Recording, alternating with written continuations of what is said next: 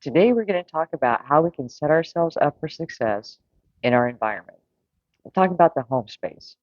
And one of the things that we really don't think about is how much time we spend taking care of all of our stuff and even just the amount of stuff that we have and how that clutters up our brain because too many things pulling for your attention creates stimulation in your brain. It's very distracting. And so it makes it more difficult to relax, to feel calm. And think about this too, the amount of time that we spend taking care of the things we have. The more you have, the more time you have to spend caring for it. And if you streamline your space, you reduce the amount of time it takes to manage it, and then you actually can just enjoy it. Um, a lot of times we end up with too much furniture, too much clothing, too many dishes, so much stuff in our environment that it makes it more difficult to function in your home. Like if you open the cabinet and you've got to dig to find a glass, or you try to get a glass and bowls fall out, or you know, that takes extra time. It's irritating, you know, and things like that really make it more difficult to enjoy your space. When you streamline your possessions, and you don't have to go minimalist, like one chair in the middle of the room, but you don't have to do as much housework. You don't have to do as much laundry, and you actually free up space to allow new things to come in because over time, we don't think about it. We bring new things into the home, but we don't take anything out. And sometimes it becomes so overwhelming that rather than actually get rid of the stuff, people will get a storage unit and pay $100 a month to store the extra stuff that they don't use, but they're not getting rid of, just in case. In case what? I mean, look around your home. Really think about, when is the last time I used that? Do I even enjoy that? Why did I get that? Because as we grow and evolve over time, things that we really thought were fabulous before don't really speak to us anymore. And we've saved something from 30 years ago because it was attached to a good memory. Well, save the memory because you won't lose that if you let go of the thing that you bought when you were here. Keep things that you enjoy. Keep the things that bring you joy. But look at ways that you can cut down on the amount of clutter and just extra that you have in your home. We've all been just programmed to believe that our purpose in life is to acquire stuff, and our success is measured by the stuff we acquire. Think about that for a minute, because we each can define our own version of success. We're going to touch on that a little bit later. But the more you can simplify your life, the more time you free up that you can do the things that bring you joy, that bring you closer to your goals, that actually feed your soul. Because if you only have a few hours each evening, would you rather spend them playing games with your children, enjoying time with your spouse, or doing laundry, dishes, dusting because it's just so overwhelming because you don't have enough time to get it done because it takes forever to dust 300 pieces of furniture? And it's just calm. When you walk into a house and the furniture isn't overwhelming to where you have to weave through it because you got this chair from this person, you bought this furniture, and then somebody else gave you this, and you know, stop accepting free things. If it's something you need, great. But I know I had a bad habit of like free. If it's free, I'll take three, right? I mean, just that idea that like you're winning because you got this thing for free. And then you look around and you're like, where did all this stuff come from? And another thing about your home environment, I don't know if you've ever heard of someone doing this or known someone who's done this, but they'll live in a house for a few years and then they're overwhelmed by clutter. The faucet drips, there's cracked tile, the paint's drab. They just don't like it anymore. They want to move. They're done. I hate this house. And then they get it all fixed up to sell. They fix the tile, they fix the drippy faucet, they repaint, and all of a sudden, they don't want to leave anymore. Because instead of appreciating the home that they had and caring for it and keeping it maintained and they think they need a bigger house because they've acquired all this stuff over the last few years that they've lived there. And it's like, you don't need a bigger house, you need less stuff. Being grateful for what we have and maintaining it while we're there actually opens up the opportunity for us to achieve much more. And you deserve to have the type of home environment that you're going to present to a buyer if you're trying to sell your home.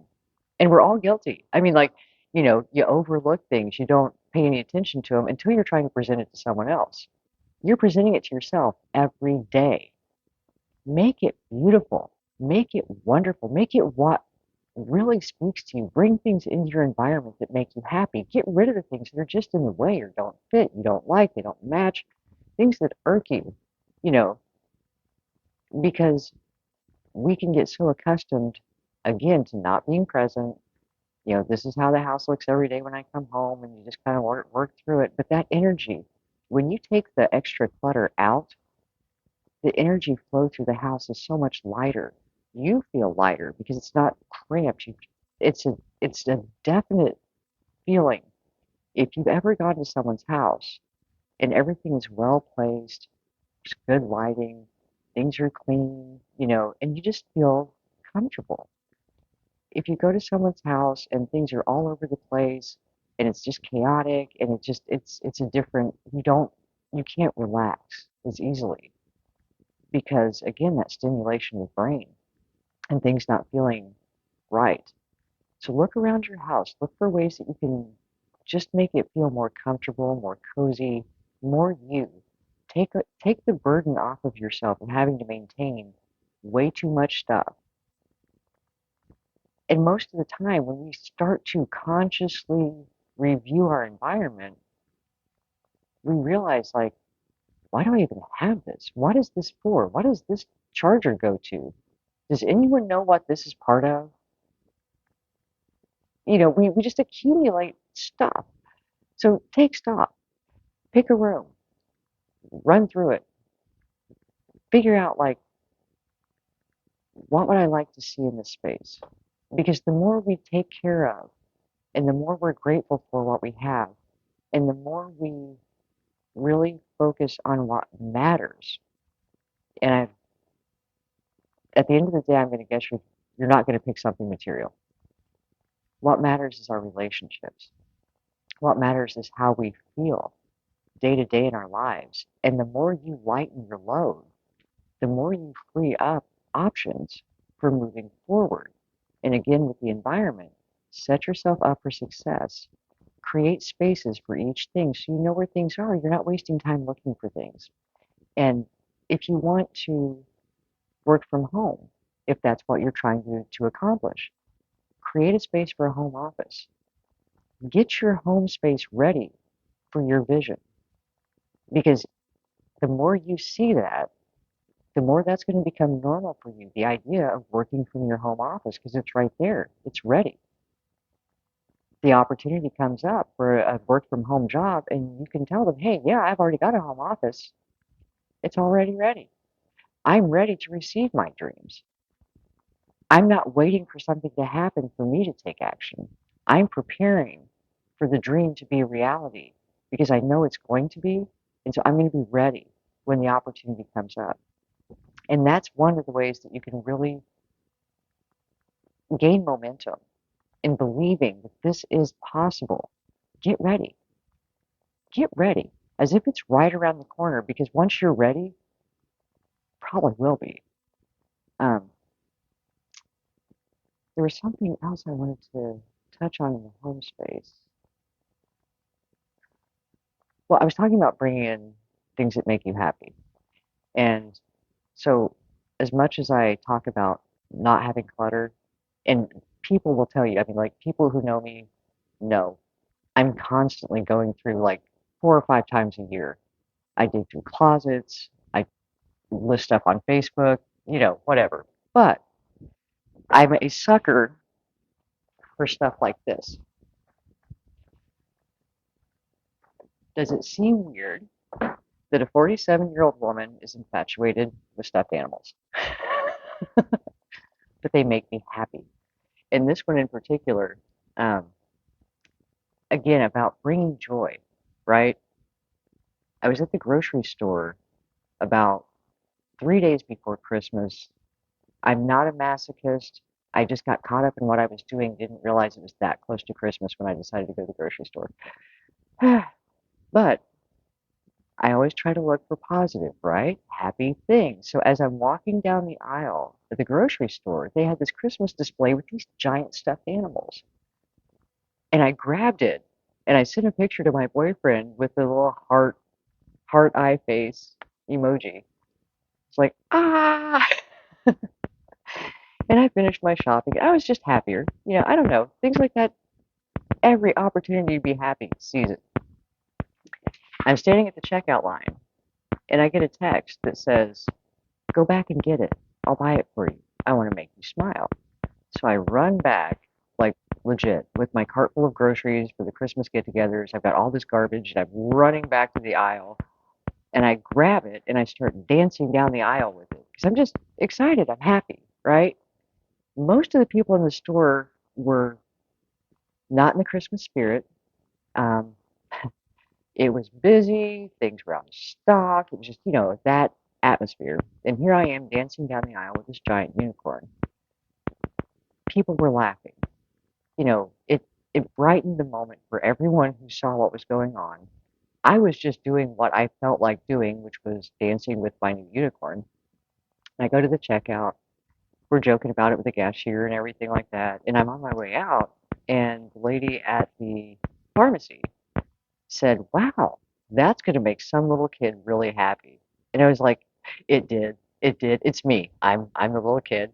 And I picked it up out of the cart and I was like, touch it. Touch it. It's so fluffy. And she's busting out laughing. The people around us are busting out laughing. I mean, it's just one of those things where we get so uptight about what's appropriate. And so if you want to fill your house with stuffed animals or whatever that other people might think are weird, it's your house. Do what's important to you. If you have a curio cabinet full of little knickknacks that are important to you, keep those, right? Because it's about being happy at the end of the day. But when you set up your space for the success you want to achieve in your life, and that's what you see every day. If you want to travel, get cheap poster prints. It doesn't have to be expensive of the places you want to visit in your environment. Cook meals, exotic meals. Go on the internet and get recipes of places you want to visit. Make this normal in your mind that this is a part of your life. And you'll be surprised how that actually helps bring it in. And you feel more accomplished in achieving your desires. A vision board is another beautiful way to do that because the brain, subconscious, thinks in images.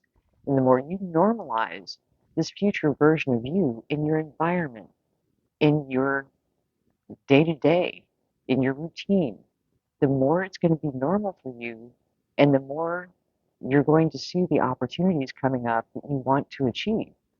And a vision board is just finding images of the things that you want to see in your reality. Put them on a board, poster board.